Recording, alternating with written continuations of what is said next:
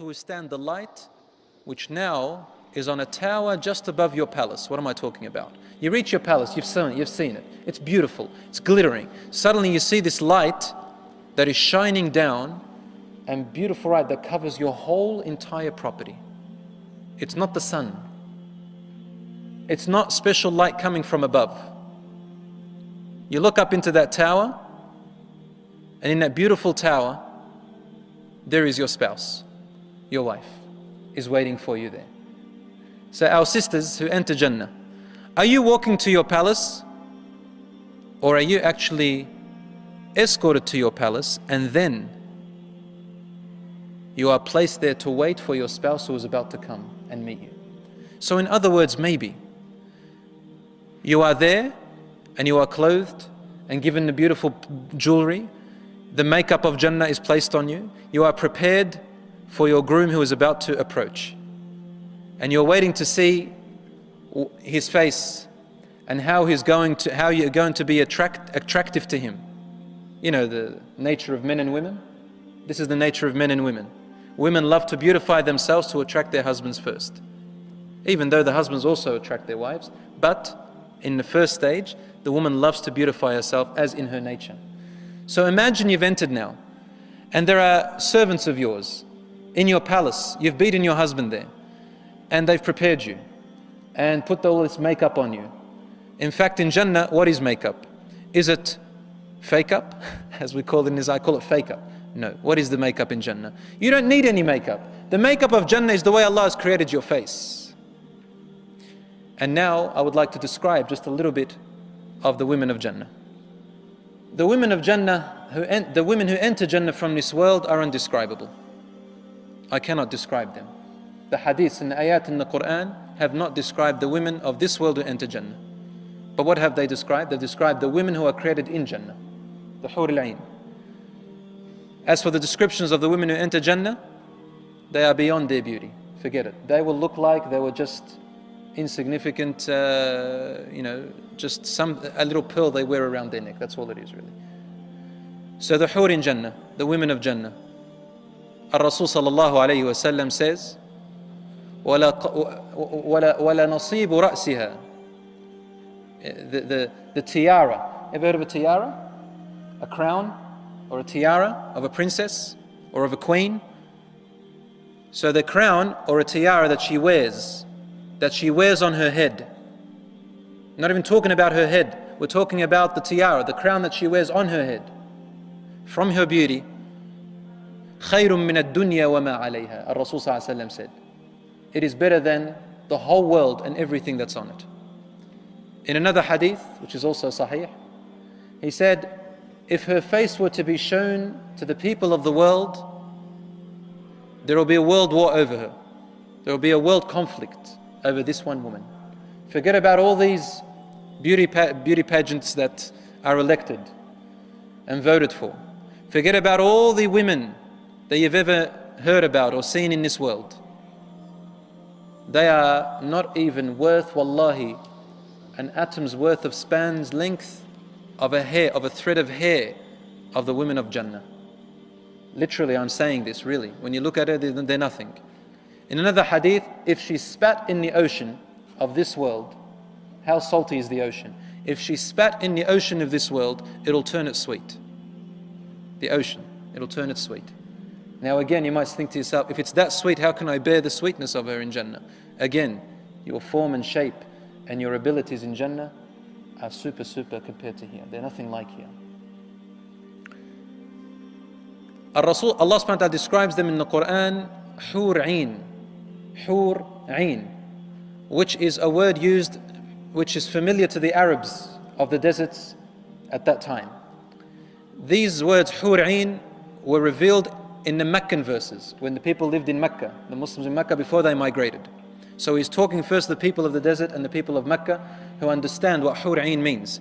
Hur Ain, lustrous eyes, lustrous big eyes, beautiful lustrous big eyes. In another hadith, it talks about black eyes, pitch black. The iris is pitch black. Now, does this mean that all the women of Jannah have pitch black eyes? No. But talking to the people of Mecca, in the Meccan verses, It's giving an example of what they would desire.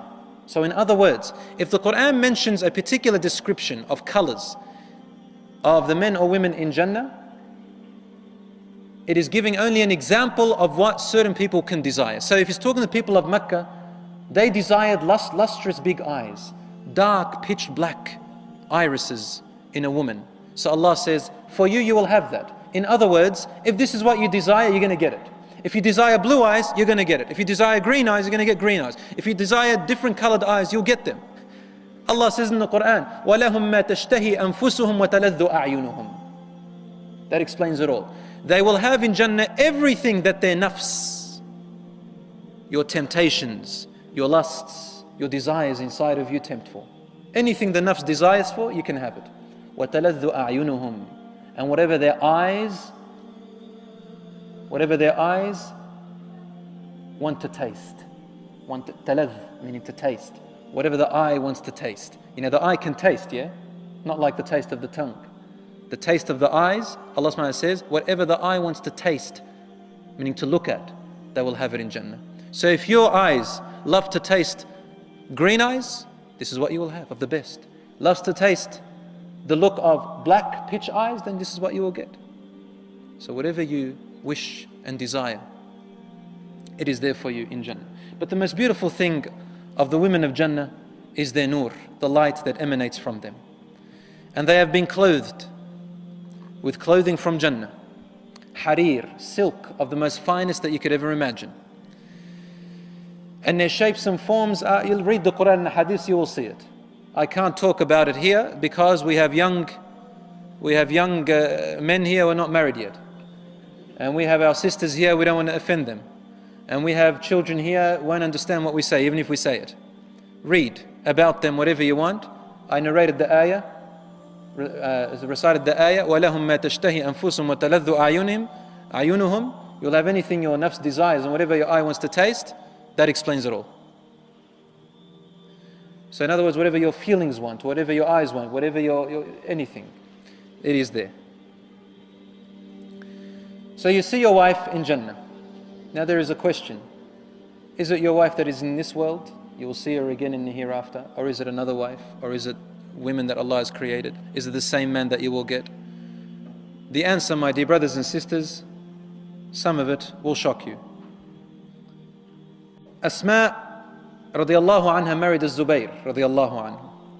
And she complained to her father Abu Bakr about Az-Zubayr radiallahu anhum ajma'in, about Az-Zubayr's strictness. Like she complained that she's too strict on her. Az-Zubayr radiallahu anhu, he's one of the 10 promised paradise. And Abu Bakr radiallahu anhu said to her, "O my daughter, please be patient, because a woman, if she has a righteous husband, and then he dies, and she does not marry after him, Allah will bring them together in Jannah." Here is a woman who is complaining about her husband. In other words, if it's a woman today, they'll say, "Oh my God, I'm complaining about him here and I'm going to be with him for eternity in the hereafter. I'm never going to get married ever. Or I can't wait till he dies so I can marry someone else." It's not like that. Remember, brothers and sisters, you have to try and understand. When Allah, His Messenger, speak to us about Jannah and the things in Jannah, you cannot think in the mind of this world. In fact, you cannot understand it. What is the reason why a wife or a husband dislike their wife or husband in this world, their spouse? Isn't it because of treatment? Isn't it because of their experience with them? I mean, when you first met them, you love them. And then afterwards, you get used to that love. Well, in Jannah, there's nothing that exists like that. All the mistreatments are gone. All the ugliness is gone. All the bad smells are gone. All the ugly desires of a person is gone. There is none of that. Allah says in the Quran, لا يسمعون فيها لغوا ولا تأثيما إلا قيلا سلاما سلاما. You will never hear in there hurtful words. We will not hear in there offensive words, degrading words, harsh words, annoying words, all of that. Never hear negative words. Except it will be said salam and salama. Every word or sentence that people say is accompanied with a gesture of peace, peace. So whatever you say, you can talk anything you want, but every speech that is said in Jannah, you receive the feeling of peace from it. You know, it doesn't mean necessarily that every time you go, Assalamu alaikum, Assalamu alaikum, and that's all you say. Qilan salam and salam, all you hear is salam, salam. It doesn't mean that people don't know any other word but salam in Jannah. Imagine that. Salam, salam. No. It means that every sentence, every word, every look, every touch, everything is accompanied with a gesture of salam. You can feel it. So that spouse you have in this world who has struggled, and you may not have a pleasant life with him or her, in Jannah, if they are righteous, that's the condition, they'll be a totally different form. Imagine the righteous people of this world who enter Jannah, and imagine this as Zubayr, one of the 10 promised Jannah. He will be among the most beautiful, handsomest, beyond your dream, eat your heart out men in Jannah. And his wife, Asma, who was patient, she will be among the eat your heart out women in Jannah.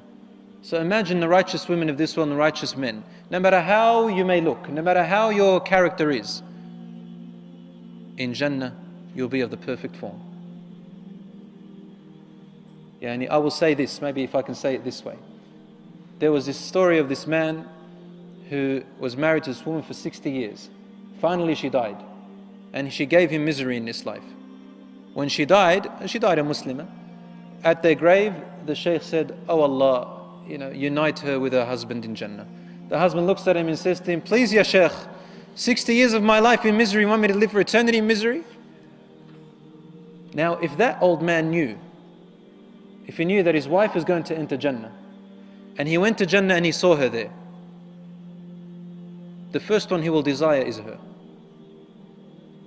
So this person you see in this world, when you go to Jannah, you say, "Who is that? Who is that?" And they say to you, "This was your spouse in the world." And you say, "I can't believe it." No. My spouse in that world was, he used to stink. He used to look like this. If he spoke, he didn't say pleasant words. He forgot to buy me gifts. He forgot, about this and never complimented me. In Jannah, he's complimenting me, smiling to me. Oh my God, I want to live with him forever. Can't be my spouse that I had in that world. But he is. And so, my dear sisters and brothers, don't think of the mind of this world.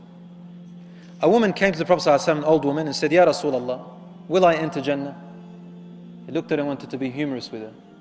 He said to her, "No old women will go to Jannah." So she got a little bit hurt there. What's this? And when the Prophet ﷺ noticed it, he said to her, "You will enter young.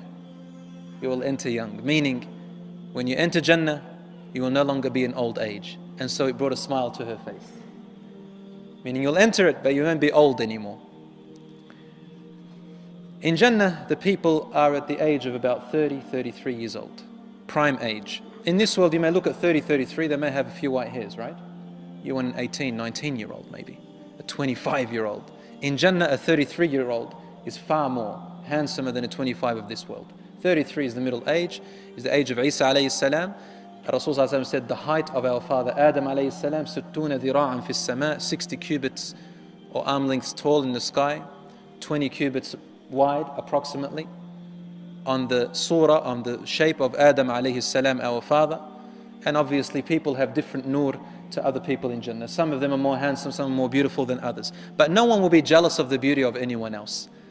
A woman wouldn't sit there and say, "Oh, look at her, she thinks she is. She thinks she's prettier than me. I'll just go back to my servants back in my palace and you watch what they'll make of me. Or you watch when I go and get my, clothing of silk and we'll see what she thinks. She can eat her heart out." No, there's none of that stuff in Jannah. There's no jealousy. She'll say, "Well, she's so pretty, but I'm also pretty too."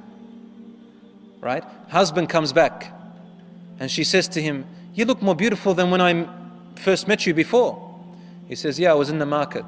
He met other people, and so the nur came onto him a little bit. And he says to her, "You look more prettier than I saw you before too." And she says, "Yeah, well, I guess I am." And this is how it is in Jannah.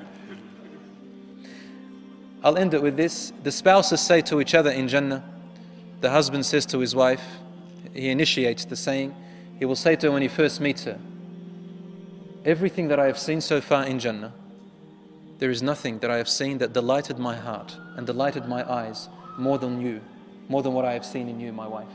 And she says to him the same thing. And guess what? She begins to sing for you. And the things they sing for you is نَحْنُ الْخَالِدَاتِ فَلَا نَمُتْنَا.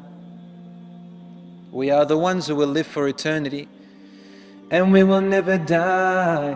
How's that? So they'll sing for you far more better than my voice, beyond your imagination.